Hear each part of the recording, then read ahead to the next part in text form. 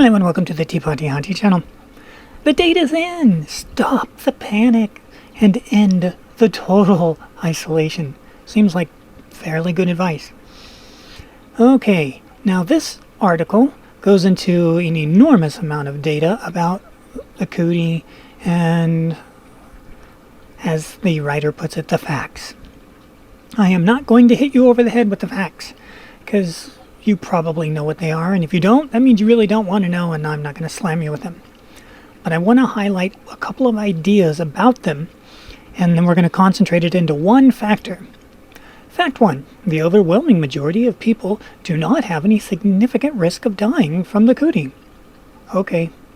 What are those numbers, just out of curiosity?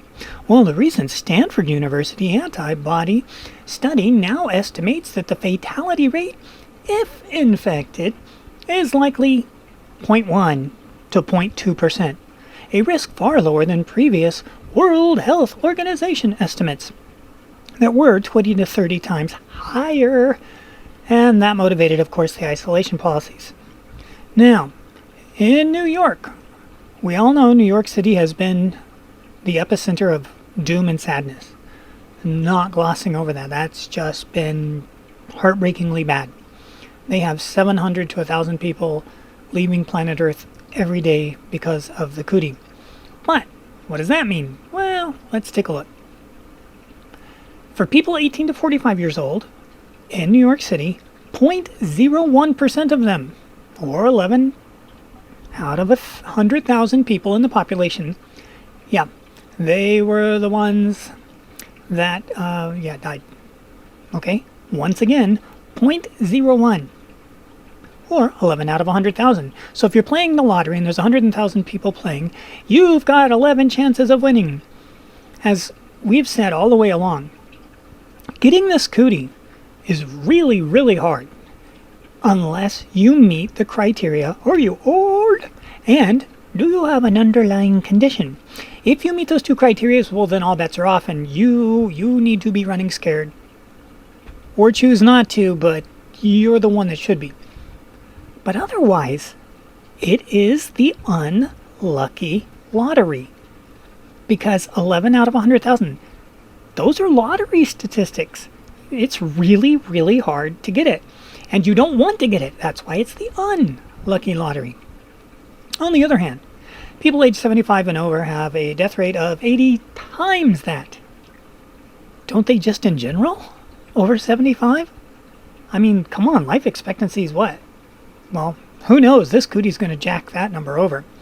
But we know that if you make it past 82 or 83, you're kind of doing good.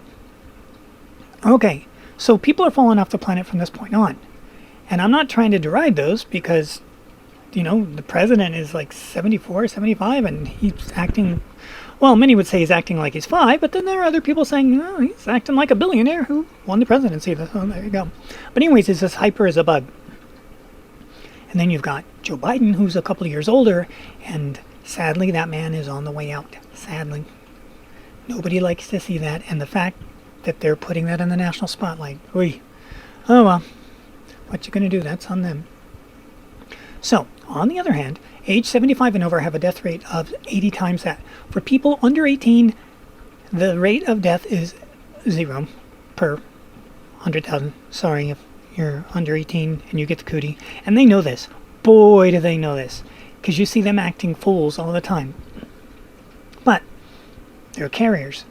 Okay, let's get down to fact 2. Again, I don't want to dwell on these numbers forever, but those are pretty potent. Protecting the older at-risk people eliminates hospital overcrowding. Okay, this is a fact. We know that in order to protect the old people, at-risk people eliminates the hospital overcrowding. Okay, we can learn from what they did in New York City. All right, let's get down to 3. Vital population immunity is prevented by total isolation policies, prolonging the problem. Now, we knew that going into this because, as has been pointed out by many people, they do keep moving the goalpost. The original thing was, we need to put you on lockdown because we don't want our hospitals to be overcrowded. It was a real issue in several cities. Okay, but several cities is not the whole country. But nonetheless, nobody's complaining about that at the beginning. Okay, we're not in the beginning anymore. Okay, so that was the original one. We need to prevent the hospitals from being overwhelmed. Okay, we did that. Then they moved the goalpost just a little bit. I guess it would be a dragging and dirt sound, but I don't really know how to do that one.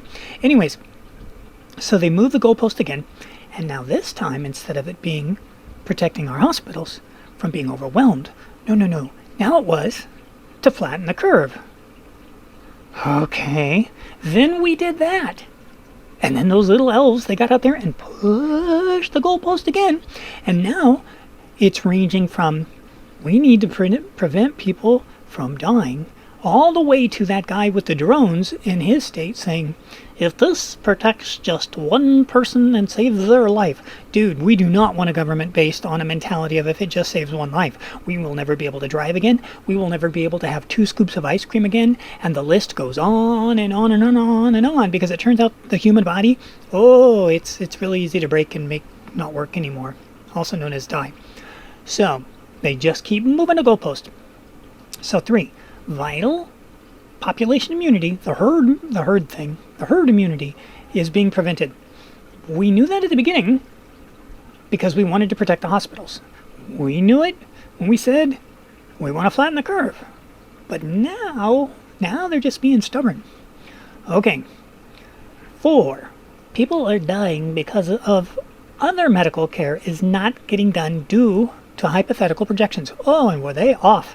2 million people will die. No. Even worst case scenario, those numbers were wildly wrong. And we're not going to know. I've heard this from countless doctors.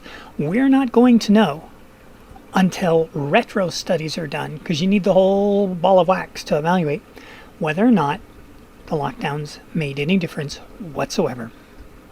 Which means they're admitting right now, yeah, we don't know. We don't know. So you destroyed the economy. You've ruined the food chain. You have possibly destroyed the ability to get around in vehicles that use gas because of the oil companies shutting down and not being able to start back up. You did all that and so much more because maybe that was okay. That's a big deal. And then finally, point 5, and then we're going to get into my main topic. Point 5. We have a clearly defined population at risk of who can be protected with targeted measure. And this comes back to what I want to get to, which is this. We keep hearing over and over and over in all of the meetings with the doctors and everything, and they keep saying, we've learned so much more about this. While I understand what they're saying, what I can't help but notice is all of the stuff you keep mentioning that we've learned was at the beginning, and it's just become solidified. That's all. We knew at the beginning old people are in danger. We knew that in February. We knew the kids don't die from it. We knew that in February. We knew that people who are young and not old, as in the middle people, the 20s, 30s, and 40s, we knew that the older you get, tickety-tock, it gets more dangerous. That hasn't changed since February. It's just become solidified. And we know that they are the carriers that can make everybody else get sick. And we knew in February that if you have an underlying condition, that's not good. It's not good at all. So over and over again, we keep hearing, we've learned so much.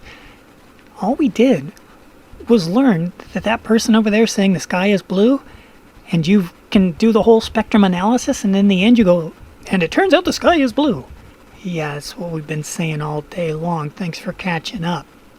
And that's what seems to be happening here, is they're bragging about all that they learned, but they didn't learn anything that we didn't already know. I mean, they have more details and more minutia, but the overall picture hasn't changed a lick.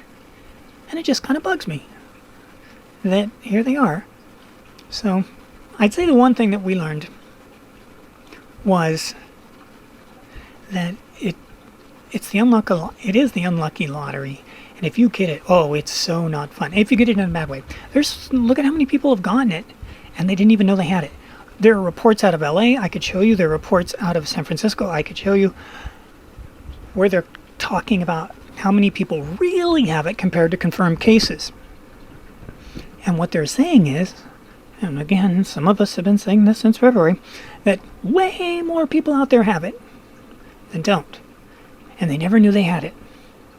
Well, that kind of supports the fact that the lockdown might have been overkill. Just a little bit. Because it was spreading like crazy. And again, most people kind of figured that out. Here it was spreading like crazy, wiping out people like crazy that it was going to wipe out. And it already did it before the lockdown even occurred in California. Do you have proof of that? Same amount of proof that we did on everything else that turns out to be true later on. I would like to say common sense, but it's not really common sense. It's observational sense from watching how it played out in the other countries. So, anyways, there's the information for you. Do with it what you will. Thanks for sticking around. Thanks for watching. And we promised you some good news videos, so eventually they will show up. But until then, stay safe, stay healthy, wash your hands, and we'll see you in the future.